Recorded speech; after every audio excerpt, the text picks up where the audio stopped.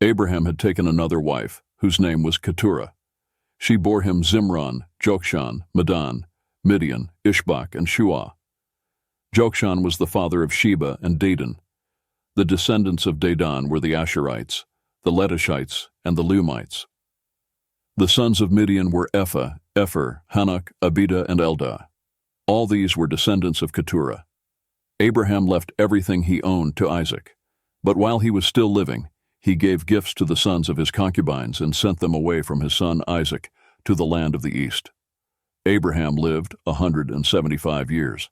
Then Abraham breathed his last and died at a good old age, an old man and full of years, and he was gathered to his people.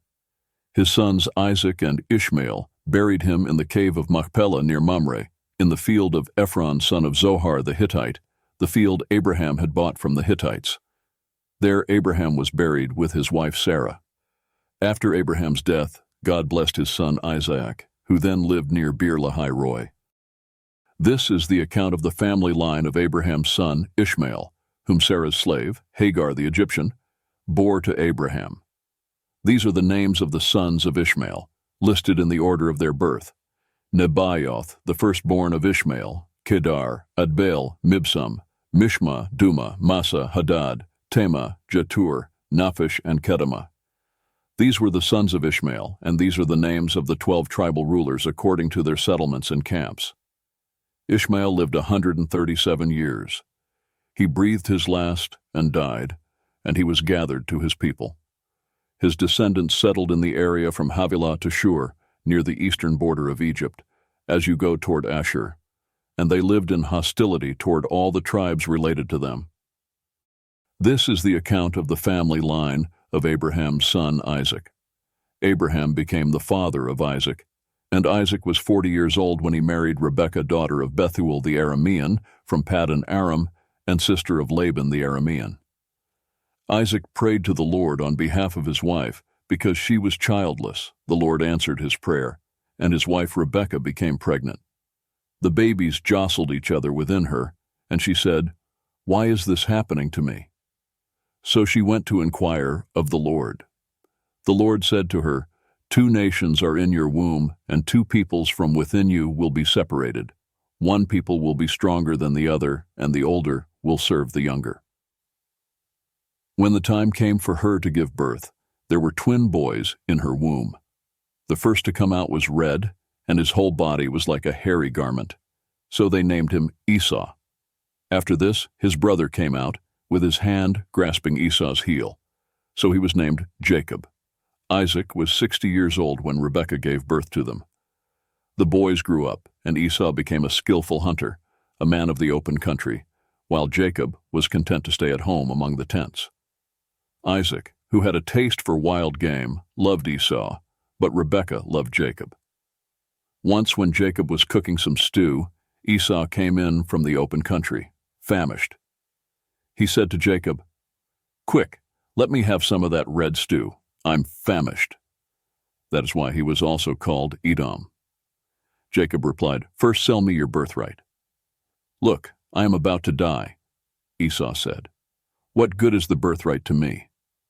But Jacob said, "Swear to me first." So he swore an oath to him, selling his birthright to Jacob. Then Jacob gave Esau some bread and some lentil stew. He ate and drank and then got up and left. So Esau despised his birthright. Now there was a famine in the land, besides the previous famine in Abraham's time, and Isaac went to Abimelech king of the Philistines in Gerar. The Lord appeared to Isaac and said, "Do not go down to Egypt. Live in the land where I tell you to live. Stay in this land for a while, and I will be with you and will bless you. For to you and your descendants I will give all these lands, and will confirm the oath I swore to your father Abraham. I will make your descendants as numerous as the stars in the sky, and will give them all these lands. And through your offspring all nations on earth will be blessed, because Abraham obeyed me and did everything I required of him, keeping my commands, my decrees, and my instructions." So Isaac stayed in Gerar. When the men of that place asked him about his wife, he said, "She is my sister," because he was afraid to say, "She is my wife." He thought, "The men of this place might kill me on account of Rebekah, because she is beautiful."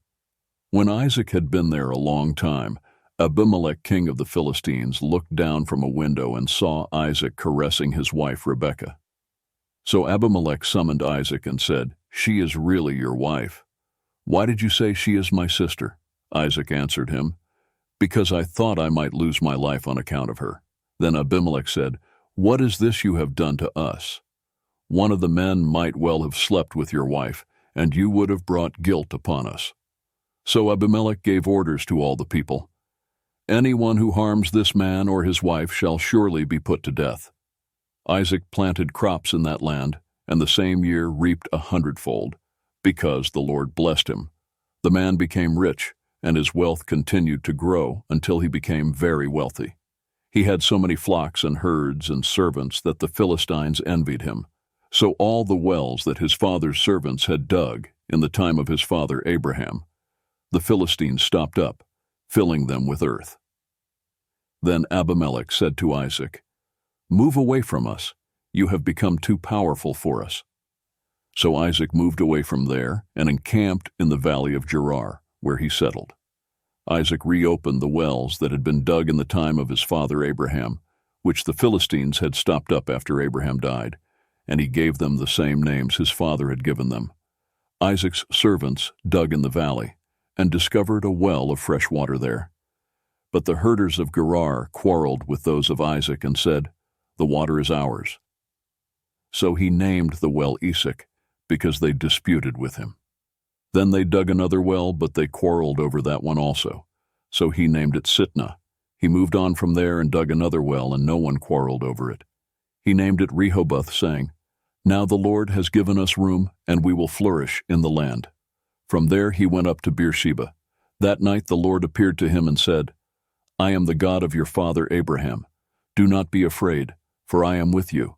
I will bless you, and will increase the number of your descendants for the sake of my servant Abraham." Isaac built an altar there and called on the name of the Lord. There he pitched his tent, and there his servants dug a well. Meanwhile, Abimelech had come to him from Gerar, with Ahuzzath, his personal adviser, and Phicol, the commander of his forces. Isaac asked them, "Why have you come to me, since you were hostile to me, and sent me away?" They answered, "We saw clearly that the Lord was with you, so we said, 'There ought to be a sworn agreement between us and you.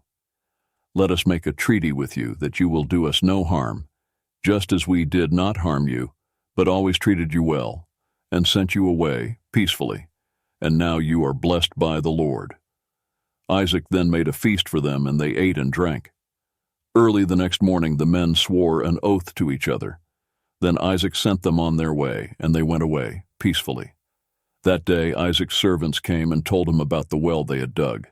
They said, "We've found water." He called it Sheba, and to this day the name of the town has been Beersheba. When Esau was 40 years old, he married Judith, daughter of Beeri the Hittite, and also Basemath, daughter of Elon the Hittite. They were a source of grief to Isaac and Rebekah.